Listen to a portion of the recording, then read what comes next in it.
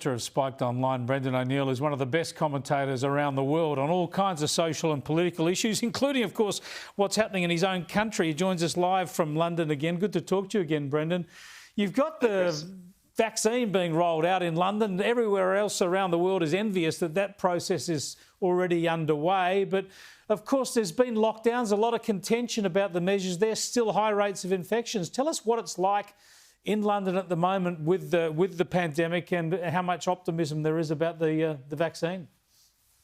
There's a lot of optimism about the vaccine. People are really hopeful that this will give us our freedoms back. All our freedoms have essentially been taken away from us. In the UK at the moment, we have a tiered system. So you're either in tier 1, which is quite relaxed, tier 2, which is quite harsh, or tier 3, which is essentially lockdown. London is in tier 2, so we've got some freedoms, but not all our freedoms. So, for example, we can go to the pub, but you have to order a substantial meal. So apparently, you're more likely to be infected by the virus if you get drunk. This seems to be the thinking of our government, which has lost the plot. So if you go into a pub in London at the moment, all you'll see is uneaten food on all the tables, because, of course, people are normal. They really want to have a social life and they want to go out for a drink.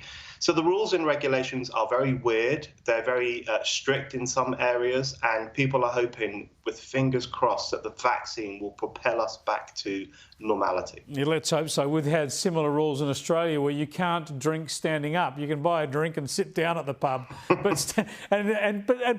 what's amazed me is the public have welcomed this. We have ministers and premiers saying, well, you can now stand up and drink, and people are cheers. Yes, what a wonderful freedom. I mean, what have we become? That's the worrying thing. I think a lot of people are so shocked and disturbed by the removal of their freedoms that they find themselves getting really excited when those freedoms are given back. They're like, oh, thank you, down on their knees, but thanking their masters for returning their freedoms. That's not how freedom works. Freedom is something we should all enjoy automatically. And any government that takes our freedoms away needs to have an incredibly good justification and needs to tell us an exact endpoint to their authoritarian project.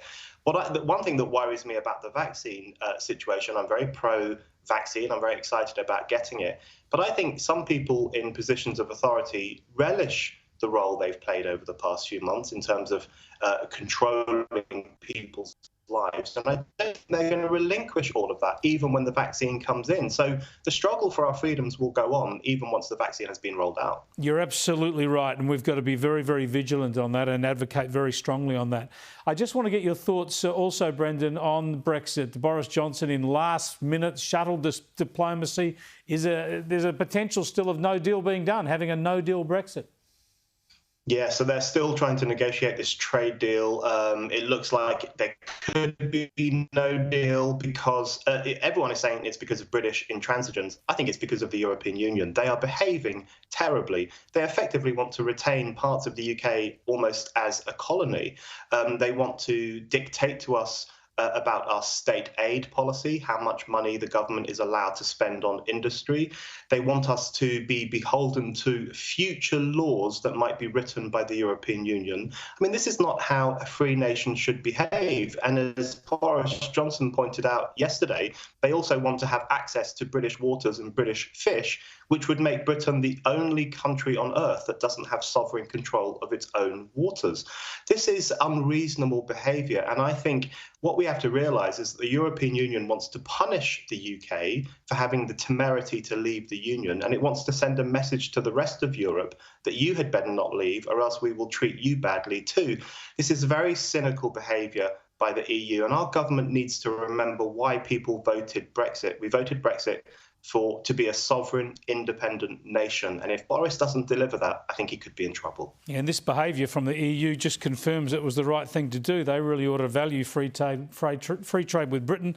Their people benefit from that as well.